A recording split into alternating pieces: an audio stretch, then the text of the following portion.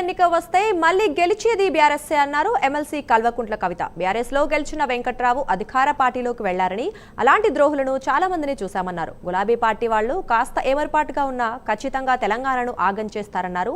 అందుకే మోసపోకండి, గోసపోతారని కేసీఆర్ ఎప్పుడు చెబుతుంటారని అన్నారు కవిత. ఏడాది కాలంలో ప్రజలు అంతా గమనించారని, గులాబీ పార్టీ ఉంటేనే రాష్ట్రానికి శ్రీరామ రక్ష అని వారికి అర్థమైందన్నారు. అధికార పార్టీకి ఆయన వెళ్ళిపోవడం జరిగింది. అటువంటి ద్రోహుల్ని చాలా మందిని చూసినాం. తెలంగాణ ఉద్యమం మొదలుపెట్టినప్పటి నుంచి మన దగ్గరికి రావాలి, ఉద్యమంతో ఉన్నటువంటి బలంతో ఉన్నటువంటి పార్టీలో గెలవాలి, అధికారంలో ఉన్నటువంటి పార్టీలకు పోవాలి. ఇది అనేక సందర్భాల్లో ఆ కుట్రల్ని మనం చూసినాం. ఇప్పుడు కూడా నా రిక్వెస్ట్ ఒకటే, మనము ఈ గులాబీ కండువ కప్పుకున్న వాళ్ళము కొద్దిగా మనం ఏమరపాటుగా ఉంటే ఖచ్చితంగా తెలంగాణ నాగం చేస్తారు. కేసీఆర్ గారు అదే చెప్పిండ్రు, మోసపోకండి గోసపడతారని చెప్పిర్రు. ఎందుకోసం చెప్పిర్రు? అది కేసీఆర్ గారు ఇంకోసారి ముఖ్యమంత్రి అయితే ఏదో అయిపోతుందని కాదు, కానీ తెలంగాణ తెచ్చుకున్నాం, అది మన బిడ్డ లాంటిది.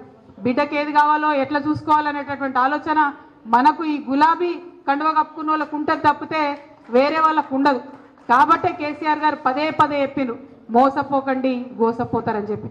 ఇవాళ వెంకట్రావు గారు వెళ్ళిపోయినారు, కానీ నేను ఇవాళ ఇక్కడ శ్రీరాముడి సన్నిధిలో నిలబడి చెప్తా ఉన్నా, భద్రాచలానికి ఉప ఎన్నిక వస్తే మళ్ళా గెలిచేది కూడా బీఆర్ఎస్ అవుతుంది తప్పితే అదే కాంగ్రెస్ కాదు. ఎట్ ఎనీ కాస్ట్ మళ్ళా గెలిచేది బీఆర్ఎస్ అవుతుంది. ఎందుకోసం చెప్తున్నామంటే ప్రజలు కూడా మోసాన్ని గమనిస్తున్నారు. ఈ సంవత్సర కాలంలో గుర్తించిండ్రు, ఈ గులాబీ కండువ వేసుకున్న వాళ్ళు ఉంటేనే తెలంగాణకు శ్రీరామ రక్ష తప్పితే వేరే వాళ్ళు ఉంటే కాదు అనే విషయం అర్థమైంది. కాంగ్రెస్ వాళ్ళు చెప్పిండ్రు, అనేకమైన కళ్ళబొల్లి మాటలు చెప్పిండ్రు, అనేకమైన లేనిపోని వాగ్దానాలు చేసిండ్రు. ఇవాళ ఏం చేస్తున్నారు? చేయగలుగుతున్నారా? ఇవాళ ఇక్కడున్న నాయకులందరికీ కూడా తెలుసు, మళ్ళీ మనమే రావాలి మళ్ళా.